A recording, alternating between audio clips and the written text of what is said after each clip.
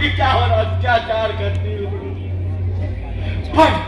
पण ती एक दिवस रडत माझ्याकडे आली आणि म्हणाली, माझा नवरा माझ्यावर अत्याचार करतोय आणि त्यांनी मला धमकी दिली की तुझ्या बापाकडून 50,000 रुपये आणले नाही तर तुला मी आत्महत्या करायला भाग पाडणार अशी सांगून गेली. ती परत आली नाही रे, परत आली नाही. त्यावेळेपासून त्या हरामखोराला शोधतोय मी. माझ्या तावडीत सापडले त्याला.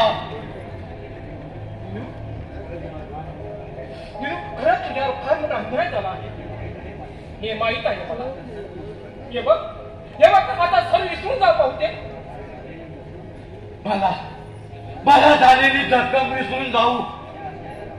त्या अन्यायाला मला समोर गेलंच पाहिजे. अन्याय आज माझ्या मुलीवर झालाय, उद्या माझ्या पूजासारख्या इतर मुलीशी होईल. त्याकरता मला त्याचा आता सूड घेतलाच पाहिजे. नाही म्हणजे तू सूड घेणार? शेवटी तसंच करणार. अन्यायाला वाचा फोडण्यासाठी मी माझ्या रक्ताचं पाणी करीन.